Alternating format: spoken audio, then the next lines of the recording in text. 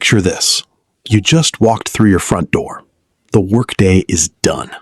Your keys hit the counter, your bag drops to the floor, and before anyone in your house, or even your own thoughts, can say a single word to you, something in you just needs to disappear.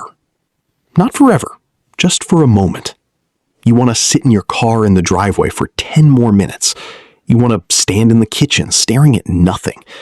You want to shower, not because you're dirty, but because it's the one room where no one follows you. And here's the weird part. You love your life. You love the people in it.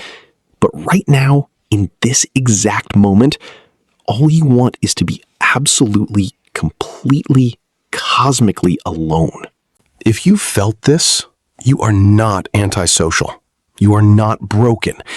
You are not even tired in the way most people think tired means. What's happening to you is one of the most deeply human psychological processes there is, and most of us never get a name for it, so we just carry the guilt instead. Today, we're going to fix that. Let's start with what your brain actually does at work, because I think most of us severely underestimate it.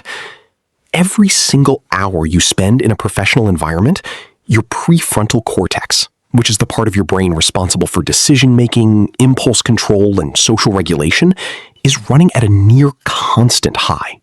You are reading rooms. You're choosing your words. You're managing your tone, your expressions, your reactions.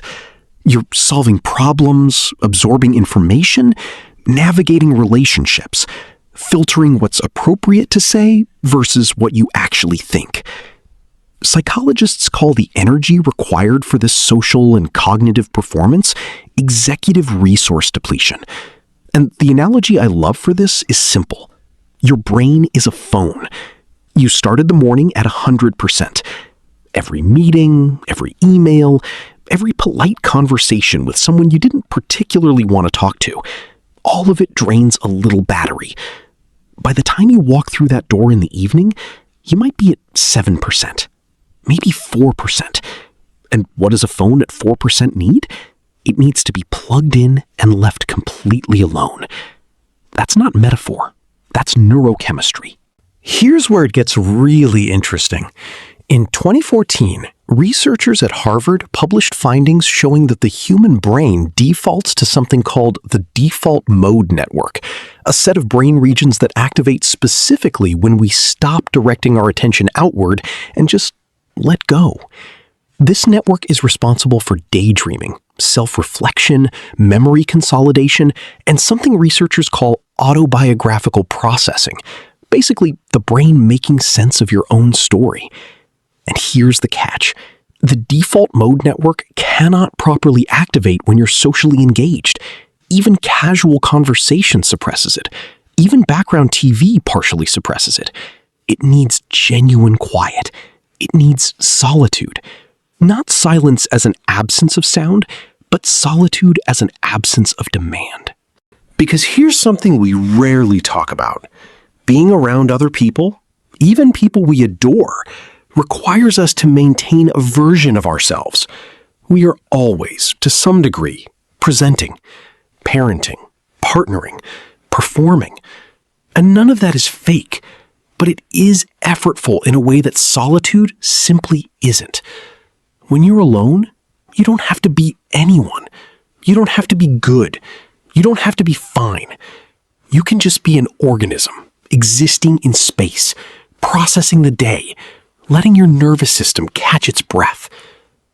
Psychologist Esther Buchholz spent decades arguing that what she called the need for aloneness is as fundamental to human well-being as the need for attachment. She believed we got it wrong. We pathologized the desire for solitude as avoidance, as coldness, as dysfunction. But she said, and I think she was onto something profound, that it is actually in aloneness that the self is able to grow, that you come back to your relationships more whole, more present, more genuinely there, precisely because you gave yourself the space to disappear first. And yet, and this is where it gets genuinely philosophical, We live in a culture that is profoundly uncomfortable with solitude. We fill every silence. We scroll during every pause. We have somehow convinced ourselves that being alone with nothing to do, nothing to consume, nothing to produce, is either laziness or sadness. So instead of sitting in the quiet car for 10 minutes, we put on a podcast.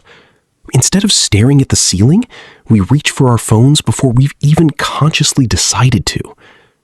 And the tragic irony is that passive consumption, scrolling, streaming, browsing, does not give the brain what it actually needs. The default mode network doesn't activate when you're consuming. It activates when you're truly, genuinely idle. Your brain can't restore itself on a diet of content. It needs emptiness. Real emptiness. The kind that feels uncomfortable for the first 2 minutes and then starts to feel, slowly, like relief. So what does this mean for you, practically, as a human person trying to live a full life? It means the 10 minutes in the car aren't avoidance. They're medicine. It means the long shower isn't self-indulgence. It's neurological necessity.